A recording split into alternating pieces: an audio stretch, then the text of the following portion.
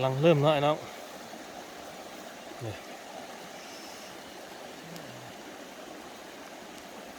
โอ้แต่ได้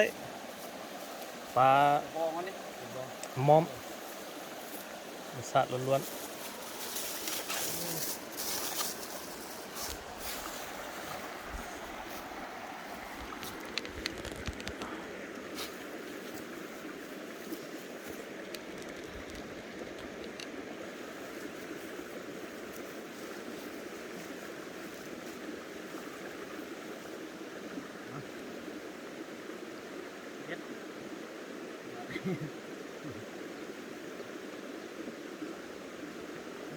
ไว้อย่างนี้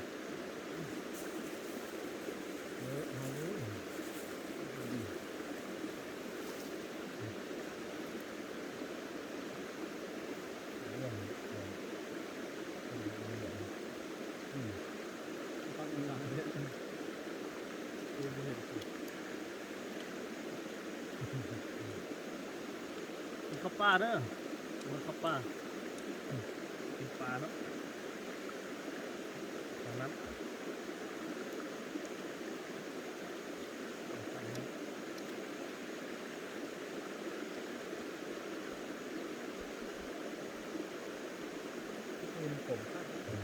ต้มผักบ้านเฮา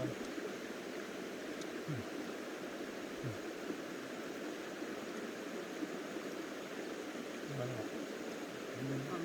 ผักนี่มันเคยกินลองนะ